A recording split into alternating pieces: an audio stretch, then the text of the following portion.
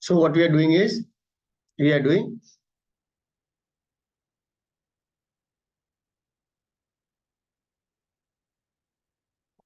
Electric dipole.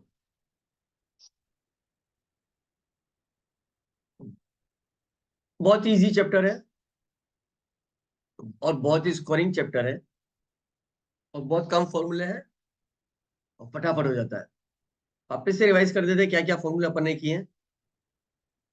ये minus q charge, ये plus q charge, उनके बीच का डिस्टेंस 2 है, बहुत छोटा है। Dipole is given as, electric dipole का जो डाइपोल मोमेंट होता है that is given as Q multiplied by 2a। उसका डायरेक्शन होता है from negative charge negative to positive charge, ये इसका डायरेक्शन होता है। ध्यान रख लेना, इसका डायरेक्शन फिजिक्स में उल्टा होता है केमिस्ट्री से। केमिस्ट्री में पॉजिटिव से नेगेटिव चार्ज की तरफ होता है। Electric field on the axis of the dipole, बहुत दूर, where r is much greater than a, is twice kp upon rq। Electric field का डायरेक्शन और डाइपोल का डायरेक्शन सेम होता है। Electric field on the perpendicular bisector of the dipole is minus kp upon rq। Two के factor का difference है और direction का डिफरेंस है। परपेंडिकुलर बाइसेक्टर पे जो इलेक्ट्रिक फील्ड होता है वो डाइपोल मोमेंट के डायरेक्शन के अपोजिट होता है। ओके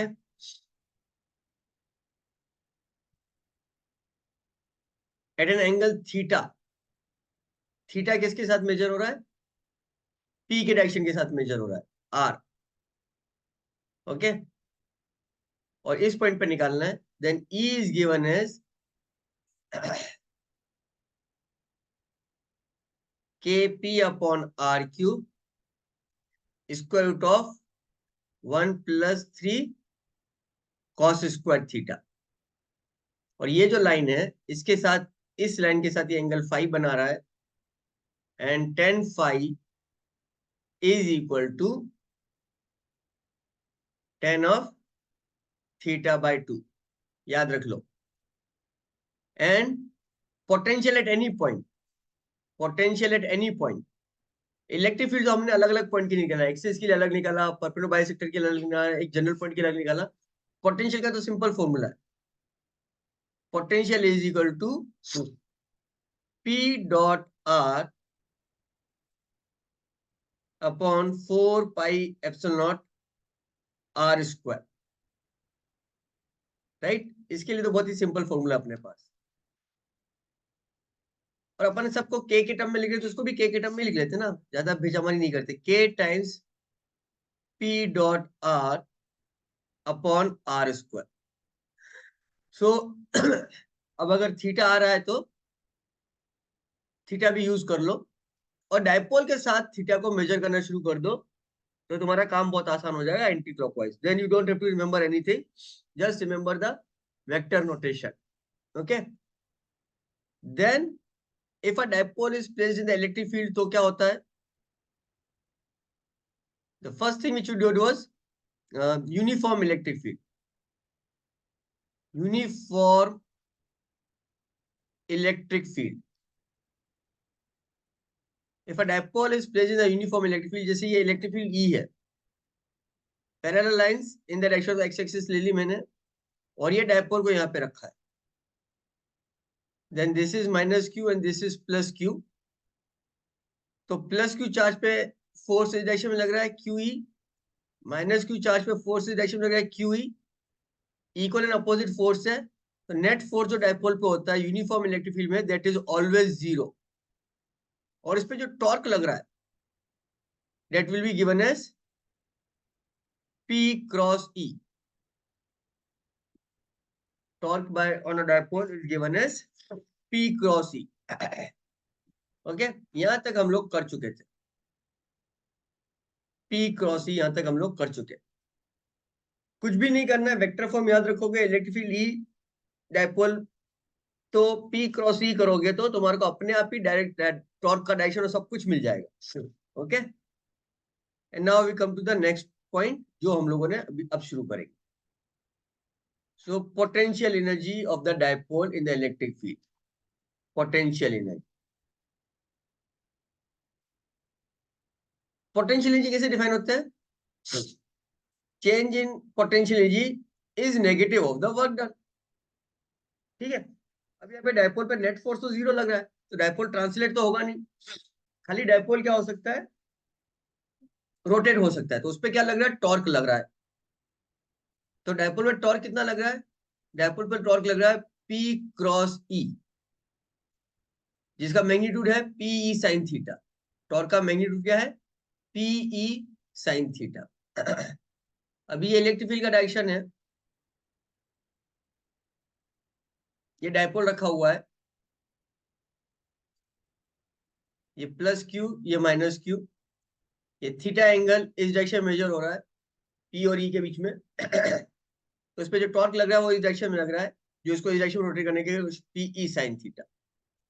तो अगर अपन इसको डी थीटा एंगल से रोटेट करते हैं, ऐसे इसी डायरेक्शन में डी थीटा एंगल से रोटेट करते हैं, then what is the work done, work done is equal to tau d theta, F dot d s की जगह टॉ डॉट डी थीटा करेंगे।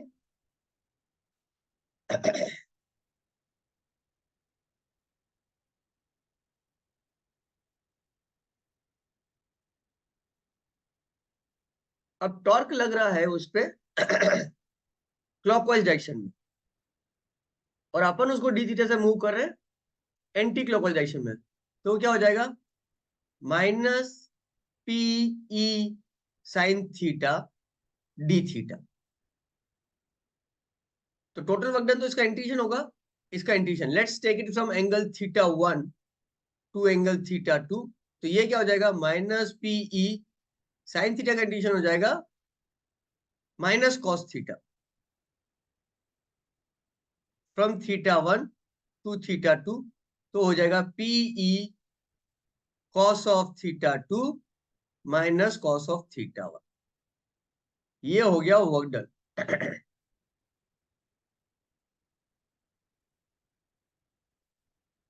तो डेल्टा यू क्या हो गया, U final minus U initial is minus of W, तो क्या हो जाएगा, minus of P E cos of theta 2 minus minus of P E cos of theta 1।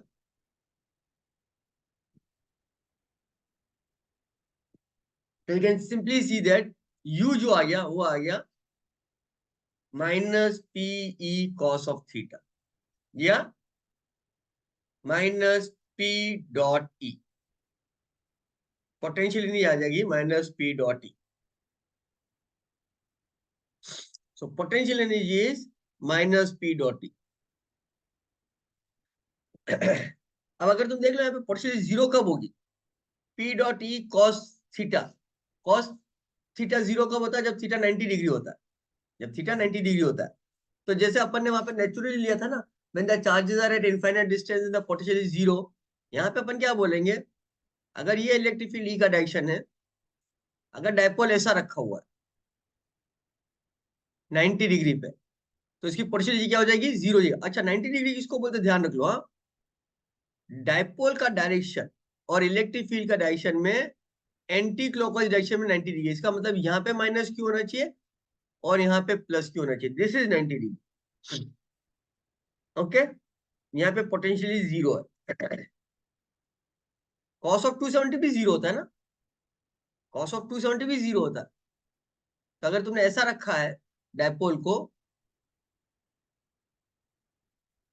यहाँ पे माइनस क्यू और यहाँ पे प्लस क्यू, तो भी पोटेंशियल जीरो है, तो भी पोटेंशियल एनर्जी जीरो है, बट वो कॉस ऑफ 270 कहलाएगा, बिकॉज वो एंगल ये वाला होगा।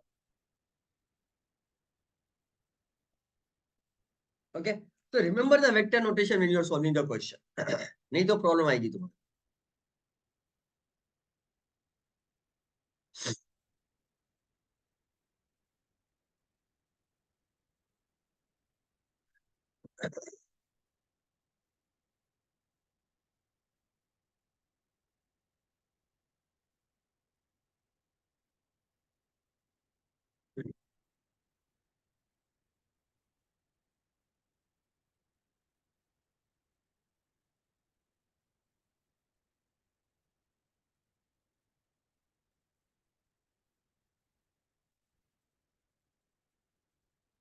क्लियर हो गया ये तक, यहाँ तक?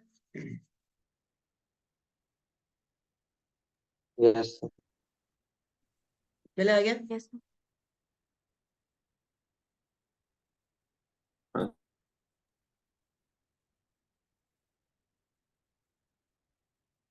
लास्ट टॉपिक जो अपनी एनसीईआरटी बुक में नहीं है, एंड आई डोंट थिंक ये मेंस या नीट में भी कोई ज्यादा वो उसका वेटेज है, बट हम लोग फिर भी कर लेंगे। ओके, यहाँ पे पोटेंशियल मैक्सिमम मिनिमम देख लेते हैं अपन। तो मिनिमम पोटेंशियल क्या होगी? टॉर्क क्या है? ओ पोटेंशियल क्या है? यू क्या है? U is equal to minus P dot E, which is equal to minus p E cos theta. तो जब थीटा 0 होता है, then U is equal to minus p. जब थीटा 90 डिग्री होगा तो यू इज इक्वल टू 0, और जब theta 180 degree होगा U is equal to PE.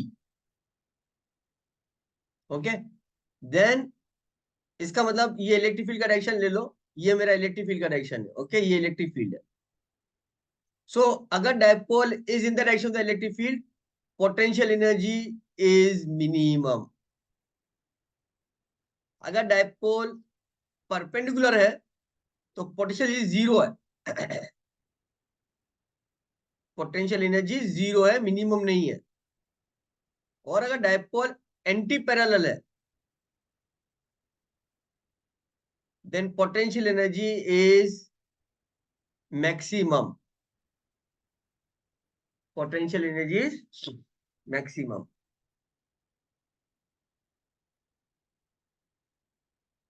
So now see theta is equal to 0 and theta is equal to 180 degree. Theta is equal to 0 and theta is equal to 180 degree. इन दोनों cases को देखो। Torque is what? P cross E। Sine 0 भी 0 होता है, sign 180 भी 0 होता है, टॉर्क 0 हो गया। Torque is 0 means this is equilibrium. This is equilibrium. लेकिन कैसा इक्विलिब्रियम है? जब थीटा 0 होता है then this is stable equilibrium, और जब थीटा 180 होता है then this is unstable equilibrium.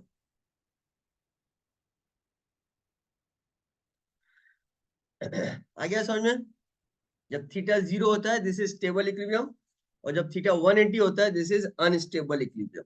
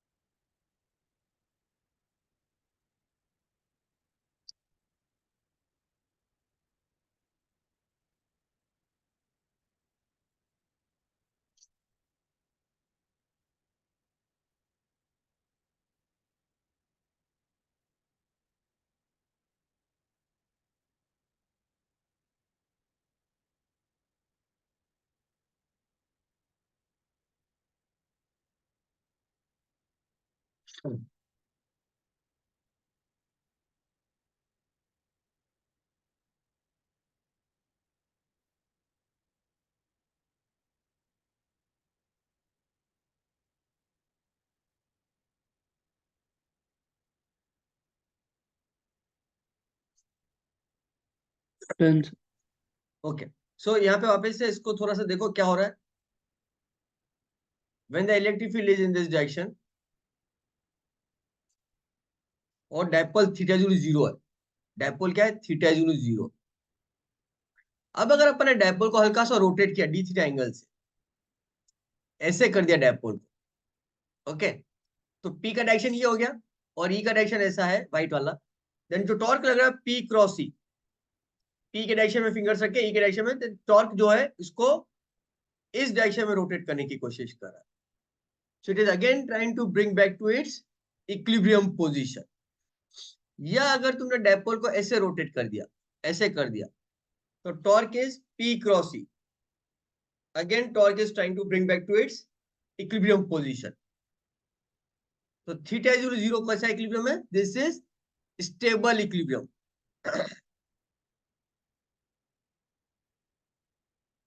Theta is zero is the stable equilibrium, क्योंकि अगर तुम इसको अपनी इक्विलिब्रियम पोजीशन से डिस्टर्ब करते हो तो टॉर्क उसको वापस से उसकी इक्विलिब्रियम पोजीशन में लेके आ जाता है। ओके, दूसरा केस लेते हैं। जब अपन ने डायपोल को ऐसे रखा है, थीटा इज 180 डिग्री। अब अगर हम डायपोल को ऐसे ऐसे रोटेट कर देते हैं, okay, then torque is P cross E। तो जिस डायरेक्शन में तुमने डायपोल को मूव किया है, अब टॉर्क उसी डायरेक्शन में लग रहा है। P क्रॉस E का डायरेक्शन यही है। या अगर तुमने डायपोल को इस डायरेक्शन में रोटेट किया है, देन P क्रॉस E, ये P का डायरेक्शन और ये E का डायरेक्शन, सो डायपोल को इसी डायरेक्शन में रोटेट कर रहा है। So at theta is 180 degree, if you disturb the dipole, then torque is in the direction of the displacement, in the direction of the displacement। जिस डायरेक्शन में displace किया है उसी डायरेक्शन में टॉर्क लग रहा है। It does not try to bring back the dipole to its equilibrium position.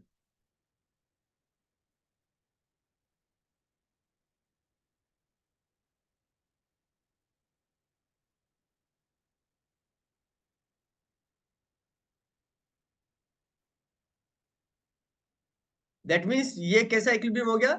This is unstable equilibrium.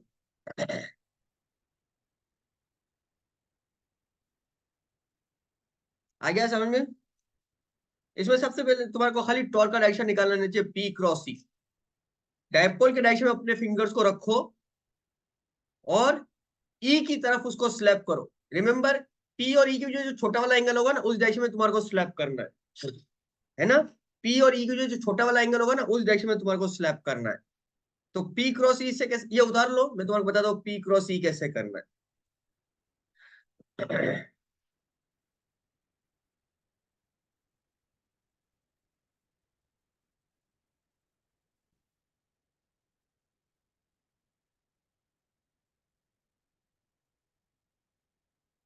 देखो इसको, अगर ये ई है और अगर ये पी है, तो छोटा वाला एंगल ये वाला है। तो क्या करोगे, पी के डायरेक्शन में अपनी फिंगर्स को रखोगे और तुम्हारा पाम ई की तरफ फेस करेगा और ई की तरफ स्लैप करोगे। तो तुम्हारा फिंगर्स किस डायरेक्शन में कर्ल हो रहा है? जिस डायरेक्शन फिंगर्स कर्ल हो रहा है, thumb is pointing inside, thumb is pointing inside and fingers are curling in the clockwise direction। so ये डायपोल को इस डायरेक्शन में लाने की कोशिश कर रहा है। ओके, दूसरा केस, ये ई का डायरेक्शन और ये पी का direction.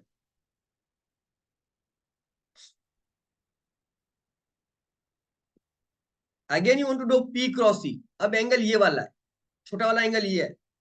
so if you put your fingers, अब देखो तुम्हारे को अपना हाथ ऐसे रखना पड़ेगा, हाँ?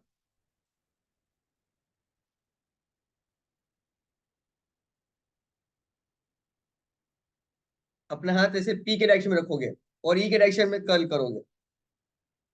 Okay, then your fingers are moving counter clockwise, thumb is pointing out, thumb बाहर की तरफ आ रहा है। पी क्रॉस ई, पी ऐसे, पी क्रॉस ई ऐसे आ रहा है। तो फिंगर जो कर्ल हो रहा है वो एंटी क्लॉकवाइज, जिस डायरेक्शन फिंगर कर्ल हो रहा है एंटी क्लॉकवाइज, वही तुम्हारा टॉर्क का डायरेक्शन होगा, right?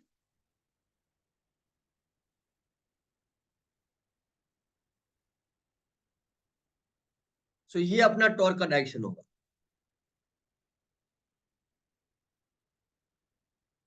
So what is happening is, दोनों केस में अपन ने जिस डायरेक्शन में रोटेट किया उसके अपोजिट डायरेक्शन में टॉर्क लग रहा है। तो डायपोल वापस से इलेक्ट्रिक फील्ड के डायरेक्शन में आ रहा है। तो ये दोनों जो केस है, ये दोनों केस किसके हो गए? स्टेबल इक्विलिब्रियम के हो गए। The dipole is in the stable equilibrium. दूसरा मैं लेता हूं, अगर इलेक्ट्रिक फील्ड ई इस डायरेक्शन में है, ओके, और डायपोल का डायरेक्शन ये है, डायपोल का डायरेक्शन ये वाला। ओके, सो हम डायपोल के डायरेक्शन को देखेंगे और ई के डायरेक्शन को देखेंगे। अब इसके दो टेल्स को जब ज्वाइन करोगे ना तो डायरेक्शन मिलेगा। ओके, तुम डायपोल को ऐसे नहीं रख सकते हो।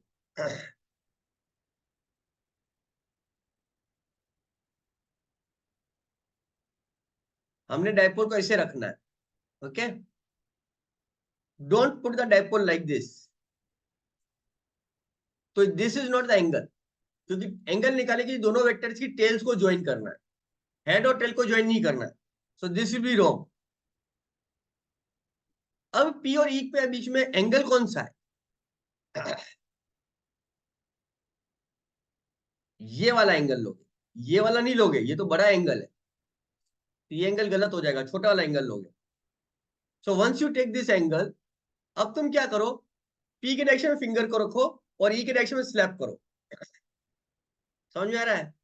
What you have to do is put your fingers in the direction of the E and palm is facing towards E। P के डायरेक्शन में फिंगर्स को रखा, palm is facing towards E, और फिर P क्रॉस E करो। Thumb is going inside. लेकिन P cross E करते हो तो फिंगर्स के डायरेक्शन में जा रही है, क्लॉकवाइज डायरेक्शन में जा रही है। फिंगर्स जा रही है क्लॉकवाइज डायरेक्शन में। ओके,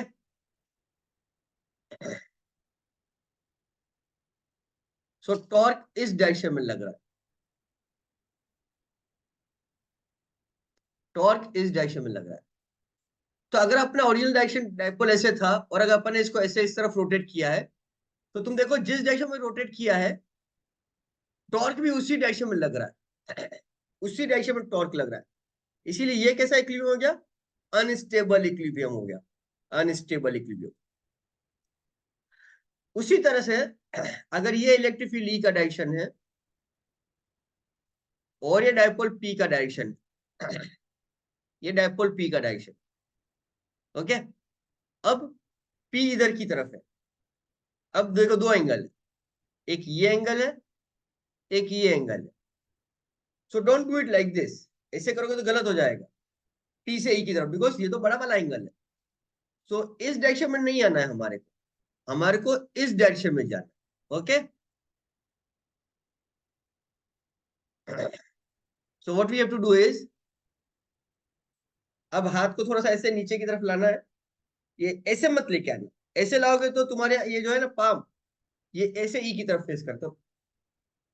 ये लेके आना है, ये पी की तरफ, और फिर ई की तरफ क्लॉक जा रहे हो। तो तुम्हारे फिंगर जो जा रही है वो एंटी क्लॉकवाइज जा रही है और थंब बाहर की तरफ आ रहा है। ओके, समझ में आ रहा है? पी की तरफ अपने फिंगर्स को पॉइंट आउट किया और ई के डायरेक्शन में स्लैप किया फिंगर्स को। तो जो फिंगर जो कर्ल हो रही है वो एंटी क्लॉकवाइज डायरेक्शन में कर्ल हो रही है और थंब बाहर की तरफ आ रहा है। थंब बाहर की तरफ है, तो ये इस डायरेक्शन में जा रहा है। सो ओरिजिनल डायरेक्शन अपना डायपोल का ये वाला था। तुमने इस डायरेक्शन में रोटेट किया, टॉर्क भी इसी डायरेक्शन में लगा। So these two are cases of unstable equilibrium. Is this clear to everyone? Stable equilibrium and unstable equilibrium. Yes, sir. Yes, sir. Devesh clear है? Yes, sir. तूने पढ़ा हुआ है ना ये सब मेरे से? हाँ. अच्छा, तो अब अच्छे से रिवाइज हो रहा है, ठीक है?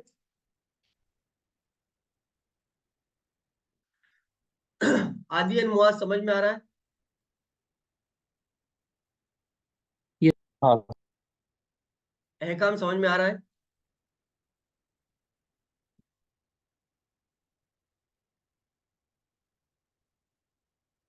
Sir, I joined. I cannot hear you. What you are saying?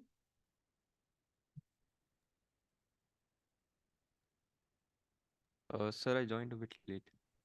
Okay. Okay, so last जो टॉपिक है, when the dipole is the non-uniform electric field, then अब इलेक्ट्रिक फील्ड जो है ना वो कांस्टेंट नहीं है, electric field is varying. Okay,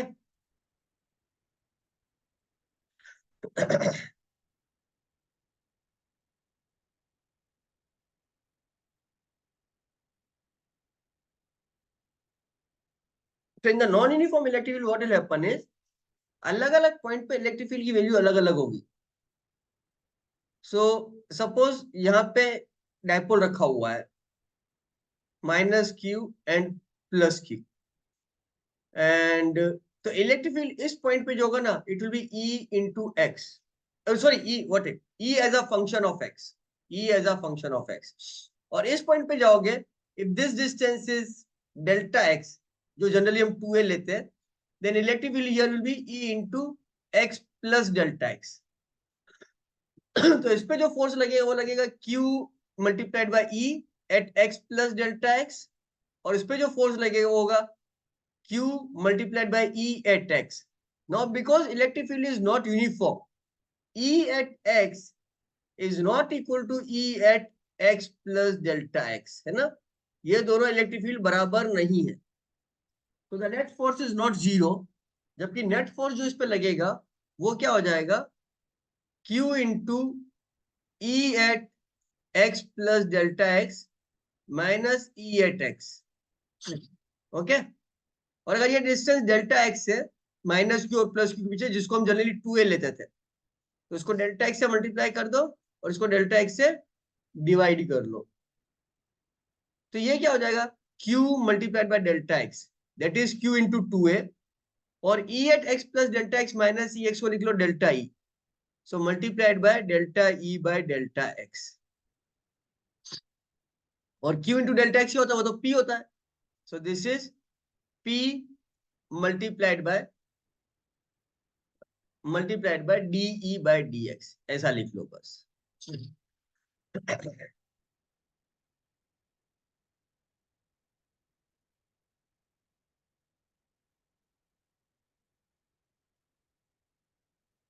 Okay, so remember this result.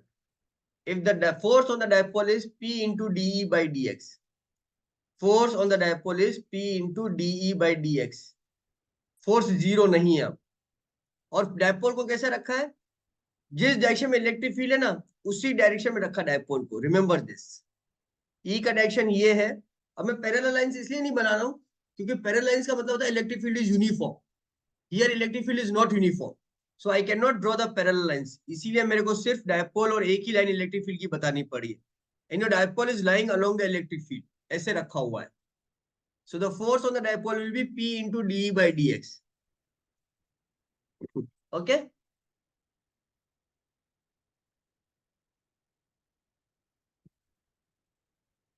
Clear हो गया.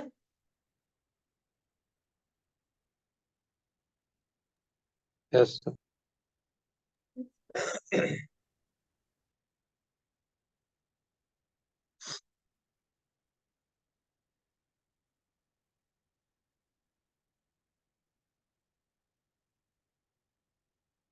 So this finishes our electric dipole. This finishes our electric dipole.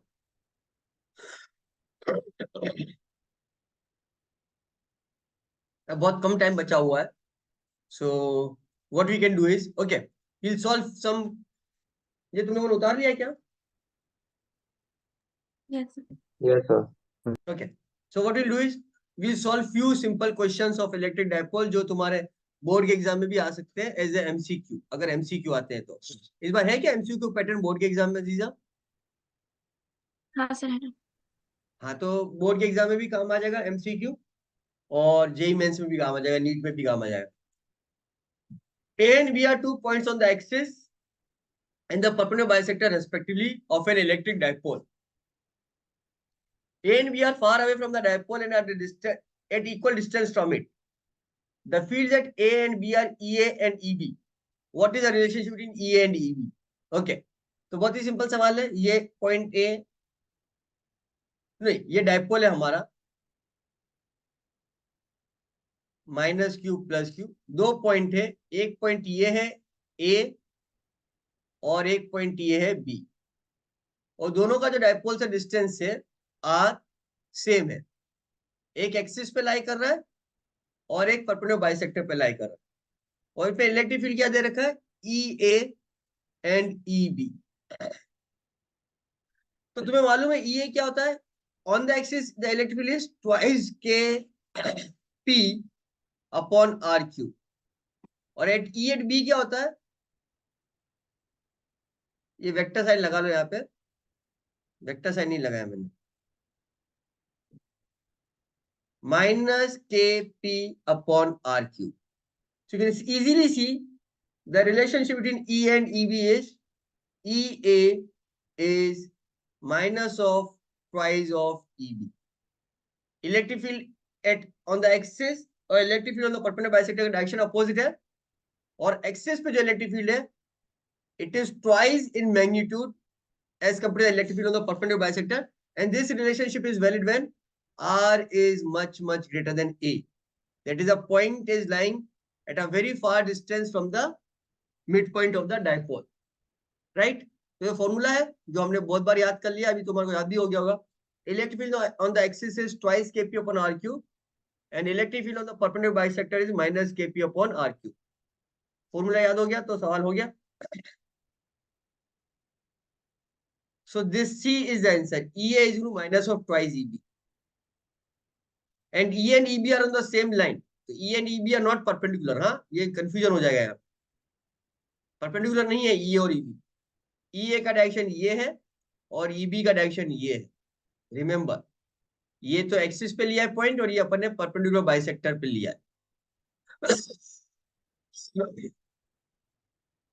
A given charge is situated at a certain distance from the electric dipole in the end-on position, experience of force F.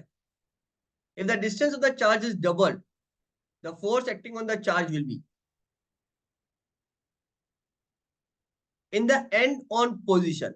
ये language है, and on position. And on position मतलब axis के dipole की axis पे रखा हुआ. ठीक है. तो डायपोल है और इधर कोई चार्ज क्यू रखा हुआ है, इधर कोई चार्ज क्यू रखा हुआ है, और बोल रहा है कि इस चार्ज पे फोर्स एफ लग रहा है. ये डिस्टेंस आर है और इस चार्ज पे फोर्स एफ लग रहा है. If the distance of the charge is doubled, okay, तो फोर्स क्या हो जाएगा, force is equal to q into E, right. अब अगर डिस्टेंस को डबल कर दो, अच्छा ई क्या होता है, on the axis E is 2 kp upon r cube. तो क्या हो जाएगा, q multiplied by 2 kp upon r cube. अब अगर डिस्टेंस को डबल कर दोगे तो एफ डैश क्या हो जाएगा, क्यू इंटू 2 kp, और आर की जगह क्या हो जाएगा, 2r का होल क्यूब. तो ये क्या हो जाएगा, 1/8 ऑफ एफ. तो नया जो फोर्स है वो 1/8 हो जाएगा. It will B f/8. Okay. तो बस खाली ये याद रखना है, electric field of the axis of the dipole is twice kp upon r cube. ये रिजल्ट अच्छे से याद कर लो. अभी दो ही रिजल्ट अपने को पहले फोकस करना है, सबसे इंपॉर्टेंट दो ही रिजल्ट है. Electric field on the axis is twice kp upon r cube, electric field on the perpendicular bisector is minus kp upon r cube. ये दो रिजल्ट अच्छे से याद कर लो, फिर बाद में पोटेंशियल वाले फॉर्मूले और टॉर्क वाले फॉर्मूले पे आएंगे. The electric field on the axis of a small electric dipole at a distance r is E1 and E2 at a distance 2r on a line of perpendicular bisector. Okay. r distance तो axis पे है और 2r distance perpendicular bisector पे है. Then अब E1 और E2 में relationship चाहिए. कुछ नहीं, सेम फॉर्मूला बार बार रिपीट कर रहा हूं. यहां से अपने को r डिस्टेंस पे जानना है, तो EA कितना हो जाएगा, twice kp upon r cube. Okay. और यहां से अपने को कितना डिस्टेंस पे जाना है, 2r डिस्टेंस पे जाना है. ये 1 और 2 बोल रहा है. ओके. तो अपन इसको 1 और 2 कर लेते हैं. ये E1 हो गया और ये 2r डिस्टेंस पे गया है, तो E2 कितना हो जाएगा, माइनस kp अपॉन 2r का whole cube, which is equal to minus kp upon 8r cube, और ये twice kp upon r cube है. तो अपने को क्या पूछ रहा है, E1 और E2 में रिलेशनशिप पूछ रहा है. सो E1 is actually minus of 16 times E2, right? So E2 is -1/16 times E1. तो E2 क्या हो जाएगा? E2 is minus of E1/16. Okay, तो वही फॉर्मूला वापस रिपीट हो रहा है. एक्सिस पे डायपोल मोमेंट क्या है? Twice Kp upon R cube. और परपेंडिकुलर बाइसेक्टर पे डायपोल मोमेंट क्या है? इलेक्ट्रिक फील्ड क्या है डायपोल के जैसे? -Kp upon R cube. Okay, formula वापस से रिपीट हो गया, रिवाइज हो गया हमारा. Okay, so time is over. Will over the class here only. और कल कंटिन्यू करेंगे. ठीक है, will do this sheet tomorrow. कुछ 4-5 सवाल और रिवाइज कर लेंगे ताकि तुम्हारे को अच्छे से हो जाएगा. इजी शीट है, 12 ही सवाल है. So will finish all the questions tomorrow in the class. Okay, Thank you, sir. Bye.